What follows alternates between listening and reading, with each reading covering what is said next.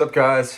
Thanks for tuning into the video. I wanted to talk about today about something that, oh wait, actually I'll just get into it. Uh, I notice I'll start the video like that every time, and it kind of, it stalls the actual idea I have. But one thing that really one thing that really baffles me is how many people actually don't believe that repeating something to yourself over and over, day by day, isn't going to affect your mindset just because it's under the word affirmation. When people hear, maybe it's just my opinion, or it might actually not be based on facts about how people actually look at this, but it seems to me like people write off this idea of the law of attraction or affirmations as some kind of like fake guru stuff, when they'll preach, take action, and that's all you need to do is like have a list of actions, just execute.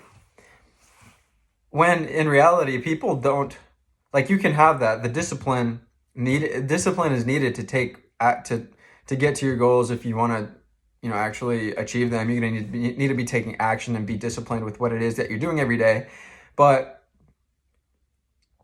people don't realize, I think a lot of people don't realize how much of what they're doing, how much of the goals that they're even setting to begin with are dictated by the self-image that they have of themselves, which is dictated by the experiences they have and the thoughts that they have on a regular basis about who they are.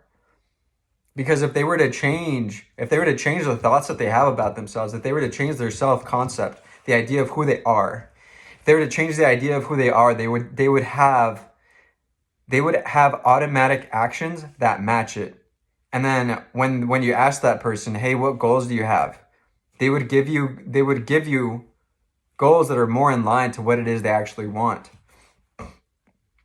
Because up until then, they've been operating on basically an outdated system that's telling them that this is their path in life. And because this is the person that they are, these are the things that are available to them, even to strive for. Even on things that they don't have yet, that those things have a cap.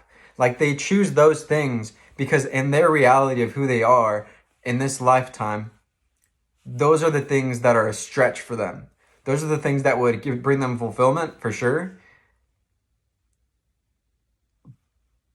But I'd be very surprised to see how many people actually will pick things in life that they want to strive for and they want to achieve, that they don't actually want, but because they have a limiting self-concept that they might not even know is limiting, that's the reason that they chose those things. Like, I used to spend hours per week getting in my car, driving somewhere private so no one could see me or hear me, and I would read these affirmations out loud to myself, doing my best to feel them deeply within my core, so that I could operate in the world in the way that I saw fit based on that self-concept.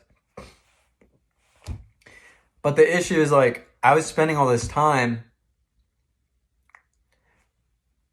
on the one hand, I was spending so much time. Number two, I was spending it on the wrong, with weak levers. The strongest lever was always and will always be on something that pulls at the idea of who you are, not something that you could get. For example, a lot of people have affirmations, like, they'll have these self-affirmations that'll say things that are so external that when they read them, they have to trick themselves with effort. They have to really concentrate on lying to themselves and fooling themselves that something is that isn't. So, the way I look at it and the way I've kind of learned to do it and the way that it's actually been such a breakthrough for me is that I've changed the way that I write these affirmations from a concept, from a perception of, I have this, I do that, I have these things, I am, by the way, that's the best way to do it. And they don't all have to be I am statements. You could have I am statements, which are the core of the self-image that you're trying to create, and then have I do statements that kind of support and surround those core statements. And then the I haves could come in there. It's kind of sprinkled in if you wanted to, but those are kind of would just come in reality as a consequence of who you believe that you are. That's where you really need to focus when it comes to the affirmations. That's where you're really going to get the most progress. You're going to see the most difference in yourself.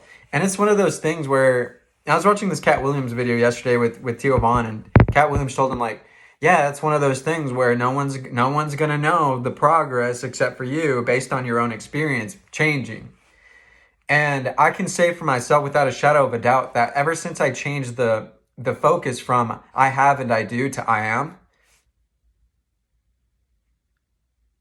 ever since I changed it from that to that, life has been, my experience of myself within the world has been a lot more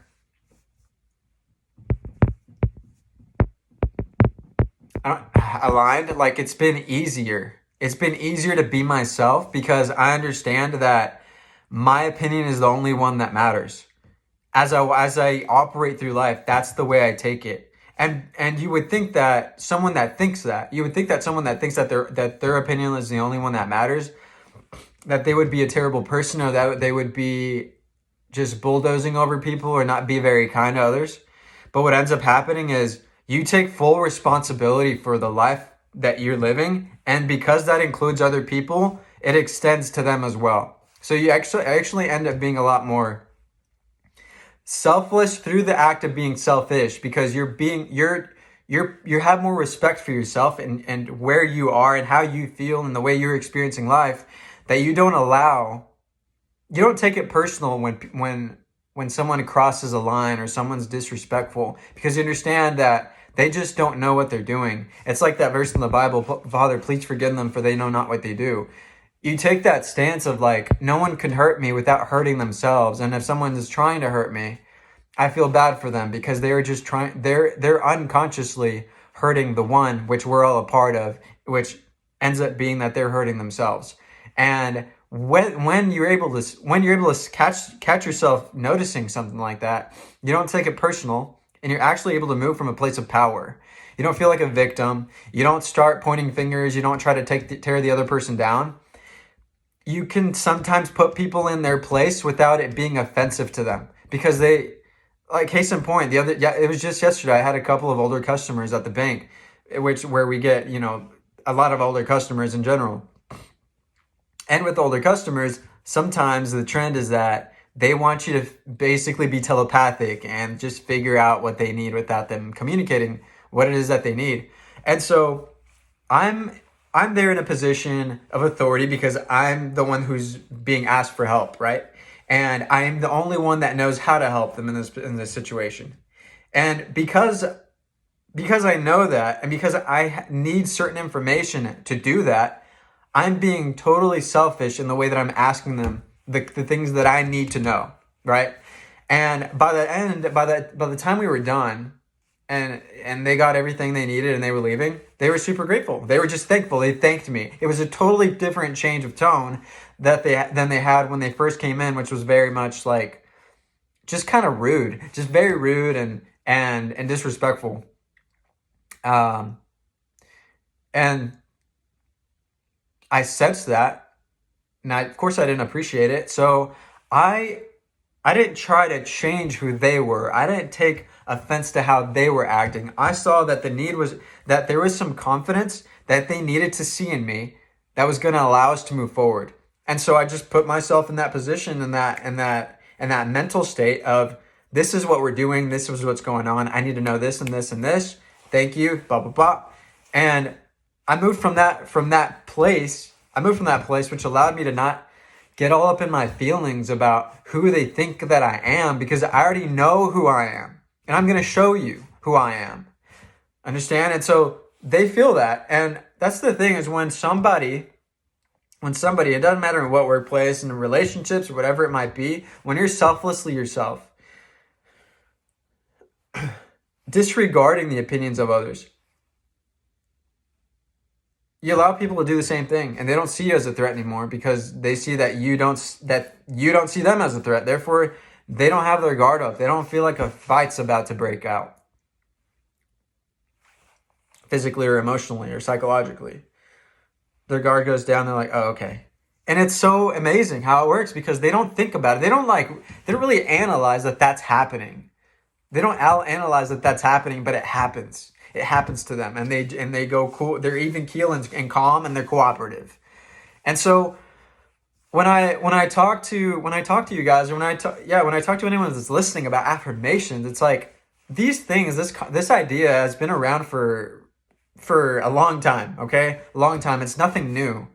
But the way that people use them, I think, is not always very obvious. It's not always very obvious how people are supposed to be using them. Now, there's no right or wrong way to do it. There's just a more effective way. There's a way to make them more effective. And I don't know about you, but I hate spinning my wheels. I hate doing something that's taking longer than it should have. I want to do the very little amount of work for the most amount of payoff possible. That's everybody, okay? And not for nothing. It's not for naught. It's because if I can move a certain lever that's going to make the biggest dent in what I'm trying to do and who I'm trying to become, that's less time I have to put into that, which allows me to actually be in the world as that person. I don't have to constantly be trying to convince myself in real time, in the real world, during real life situations that, no, I'm not that person, or like, no, this is challenging my self-concept of who I am. It ends up being more a state. It's a reality of fact. It's just what is. And then because that reality is so true for me, like there's nothing that could change it. There's nothing that could challenge it. Really, everything ends up being really just an affirmation of that idea. Everything ends up being a confirmation of what I'm already embodying. So it makes life even easier than what I would have thought. So that's the message today. You know, it's the whole, like, I'm just vouching for affirmations again, because one of those things that I think in the past I used to see as kind of a feminine thing. I used to see it as like, why as a man would you spend time trying to convince yourself, trying to lie to yourself that you're some person that you're not? But the truth is, a lot of people don't know who they are. Therefore, they're constantly lying to themselves every day on who they are. They do things, they operate in ways, they believe about themselves in such a way that allows them to behave in a way that's incongruent with who they are. And then they wonder why they're unhappy. Like, people don't want to be unhealthy. They don't want to be unhappy. They don't want to be out of shape. They don't want to be wanting for money. They don't want to be out in the cold without a place to stay. They don't want to be loveless without someone that cares for them. These are all things that everybody would, when they have them, appreciates, and when they don't have them, wishes they had. And yet they don't realize that it's their concept of who they are that's allowing them to stay in that state of victimhood, of I can't do anything about my situation because I can't get out of this job, because I have to stay in this relationship and I'm stuck in this relationship because this person did this to me. And all of these stories, they decay and they rot the internal self-image of who this person is, because the truth of who they are is limitless. The truth of who you are is limitless and unbound, and you can do anything you want if your self-concept allows it. You'll never outwork your self-image. This is a Maxwell Maltz quote that's in his book, Psycho-Cybernetics, that I've absolutely fallen in love with, because I think that it captures everything that I'm talking about here. It captures it in one easy sentence. And so the question becomes, how do I change my self-image? How do I change my self-image? And I wouldn't stop there. I'm going to say that's for the next video, but I would question that. How do I change my self-image? And then I wouldn't stop there, but definitely start with that. It's like, do people change? Yes, most people understand that people change. And then how can I do that? What can I do?